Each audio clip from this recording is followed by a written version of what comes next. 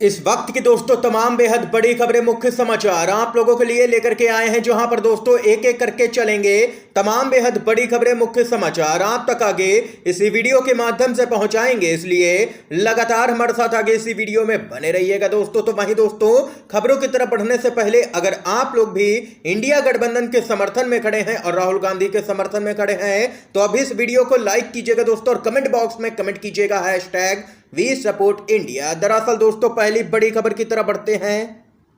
जिस मामले में संजय सिंह की हुई गिरफ्तारी, उसी मामले में अब ईडी पर भी बड़ी कार्रवाई हो चुकी है। दिल्ली शराब नीति का मामला, 5 करोड़ की रिश्वत लेने के आरोप में ईडी का असिस्टेंट डायरेक्टर गिरफ्तार हुआ है। जी हां दोस्तों, अब यहां पर मुश्किलें ईडी की भी बढ़ सकती हैं। आप लोगों को बताते चले, दिल्ली शराब नीति मामले में सीबीआई ने ईडी के एक अधिकारी को 5 करोड़ की रिश्वत लेने के आरोप में गिरफ्तार किया है। इससे पहले ईडी यहां पर विपक्षी नेताओं पर ताबड़तोड़ कार्रवाई कर रही थी। ईडी के पास यहां पर सरकारी गवाह के अलावा कोई भी सबूत नहीं है। सुप्रीम कोर्ट के अंदर यहां पर फजीयत का भी सामना हाल ही में ईडी को करना पड़ा था, जब जज ने कहा था कि आखिर मनीष सिसोदिया के खिलाफ सबूत कहां पर हैं, आप ऐसे ही किसी को कैसे फंसा सकते हैं मनी लॉन्ड्रिंग के मामले में। और वहीं कोर्ट ने ईडी से कहा था कि आप सबूत लेकर के आइए, वरना ये केस आपका 2 मिनट भी नहीं टिकेगा। और इन सब के बीच में अब ईडी का ही यहां पर खेल सामने निकल के आया है। आरोप है कि ईडी में असिस्टेंट डायरेक्टर के रूप में काम करने वाले पवन खत्री ने शराब नीति मामले में आरोपी व्यवसायी अमनदीप सिंह ढल से 5 करोड़ रुपए की रिश्वत ली थी। सीबीआई ने खत्री समेत 2 अधिकारियों के खिलाफ रिश्वत के आरोप में शिकायत दर्ज की थी, और अब जांच के बाद यहां पर गिरफ्तार कर लिया गया है ईडी के असिस्टेंट डायरेक्टर को, यानी कि एक बड़ा अधिकारी रिश्वत के मामले में गिरफ्तार हुआ है। आप लोगों की इस खबर पे क्या कुछ राय है, कमेंट बॉक्स में अपनी राय भी बताइएगा। एक और अपडेट की तरफ बढ़ते हैं।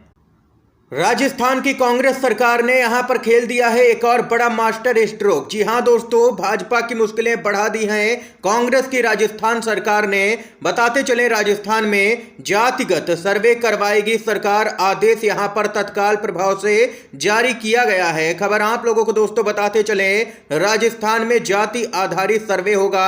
जी हां, तमाम कयासों को मौन करते हुए सरकार ने देर रात इससे संबंधित आदेश जारी भी कर दिया है। बिहार के जातीय सर्वे के बाद अब राजस्थान सरकार ने भी फैसला लेते हुए राज्य में जातीय सर्वे कराने की बात कही है।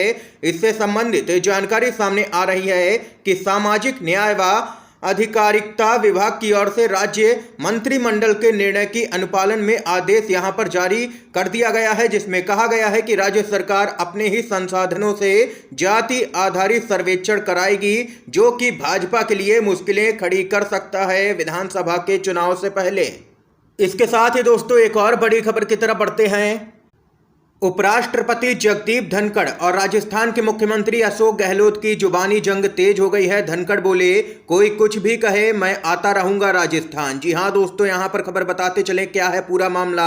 राजस्थान विधानसभा के चुनाव के माहौल के बीच उपराष्ट्रपति जगदीप धनखड़ और मुख्यमंत्री अशोक गहलोत के बीच में शुरू हुई जुबानी जंग अब और भी तेज हो गई है। दोनों ही नेताओं ने एक दूसरे के खिलाफ खुलकर के बातें कही हैं। उपराष्ट्रपति जगदीप धनखड़ ने कहा है कि कोई कितनी भी टोका टोकी करे, कितने भी हथकंडे अपना ले, लेकिन मैं राजस्थान आता रहूंगा। धनखड़ के इस बयान पर अशोक गहलोत ने भी पलटवार किया है। सीएम गहलोत ने कहा है कि मैंने जो कहा सब सोच समझ करके कहा। आप मेरे घर आइए, मुख्यमंत्री आवास पर आइए, हम आपका स्वागत करेंगे। इससे पहले बताते चले, सीएम अशोक गहलोत ने उपराष्ट्रपति जगदीप धनखड़ पर आरोप लगाया कि वे लगातार यहां पर राज्य के दौरे कर रहे हैं। विधानसभा का चुनाव है और यहां पर वे भाजपा की एक तरह से देखा जाए तो मदद भी कर रहे हैं। दरअसल दोस्तों बताते चलें, हाल ही में यह देखने को मिला है कि राष्ट्रपति द्रौपदी मुर्मू के ताबड़तोड़ यहां पर दौरे मध्य प्रदेश में हो रहे हैं और उपराष्ट्रपति जगदीप धनखड़ के दौरे राजस्थान में हो रहे हैं, जिस पर यहां पर सवाल खड़े किए थे राजस्थान के सीएम अशोक गहलोत ने। इसके साथ ही दोस्तों एक और बड़ी खबर आ रही है, बताते चलें।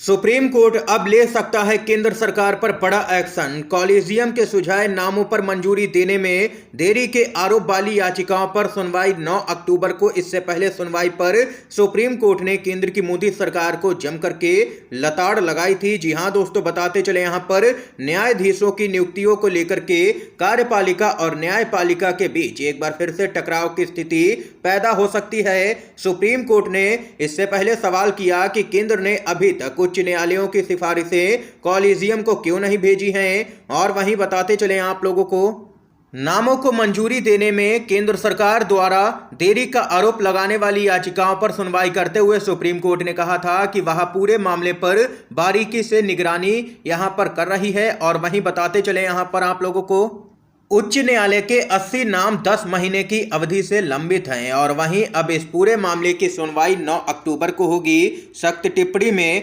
जस्टिस कौल ने कहा कि मुझे कहना तो बहुत कुछ है, लेकिन मैं खुद को रोक रहा हूं, मैं चुप हूं, क्योंकि यहां पर अटॉर्नी जनरल ने जवाब देने के लिए 1 हफ्ते का समय मांगा है, लेकिन अगली तारीख पर मैं चुप नहीं रहूंगा। ये यहां पर पिछली सुनवाई पर सुप्रीम कोर्ट ने कहा था। और अब देख सकते हैं कि 9 अक्टूबर को फिर से पूरे मामले पर सुनवाई होनी है। इसके साथ ही एक और बड़ी खबर की तरफ बढ़ते हैं। केंद्रीय एजेंसियां विपक्षी शासित राज्यों के अंदर हो गई हैं एक्टिव। पश्चिम बंगाल में ताबड़तोड़ छापे जारी हैं। अब मंत्री फिरहाद हकीम के घर पर पहुंची है सीबीआई की टीम। पश्चिम बंगाल के मंत्री फिरहाद हकीम के घर पर सीबीआई ने रेड मारी है।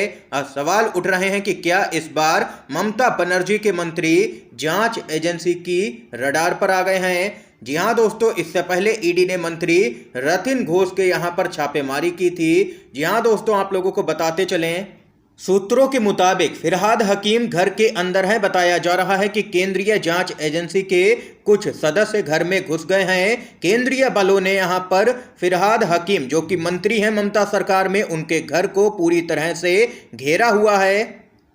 टीएमसी नेताओं के साथ साथ यहां पर मंत्री के समर्थकों ने भी अब यहां पर विरोध प्रदर्शन शुरू कर दिया है और इस सब के पीछे भाजपा की साजिश करार दिया है। और कहा है कि बाहर से दस्तावेज डाल करके तृणमूल नेता को भ्रष्ट करने की कोशिश की जा रही है। सब कोई मिला हुआ है, ये यहां पर टीएमसी की तरफ से बयान भी आया है पूरे मामले पर सामने निकल के।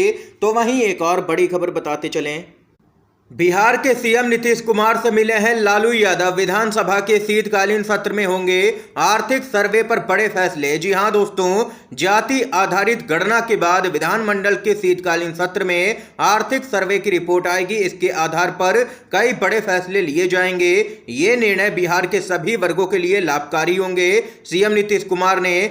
इसके साथ ही यहां पर एआईएमआईएम के प्रमुख असदुद्दीन ओवैसी को भाजपा का एजेंट बताते हुए अल्पसंख्यकों को उनसे सावधान रहने और भ्रमित नहीं होने की सलाह दी है। इसके साथ ही उन्होंने कहा है कि आज देश और संविधान बचाना सबसे बड़ी चुनौती है, इसलिए हम सब लोग एकजुट हुए हैं। इंडिया गठबंधन बनाया है, जिससे भाजपा डरी हुई नजर आ रही है। ये यहां पर दोस्तों इस समय की आज की तमाम बेहद बड़ी खबरें थी, मुख्य समाचार थे जो हमने आप लोगों तक पहुंचाए। अगर आप लोगों को ये वीडियो पसंद आया हो तो दोस्तों अभी इस वीडियो को लाइक कीजिएगा, ज्यादा से ज्यादा इन खबरों को, मुख्य समाचारों को शेयर कीजिएगा अपने सभी दोस्तों में। और चैनल पर नए हैं तो दोस्तों चैनल को जरूर सब्सक्राइब कीजिएगा।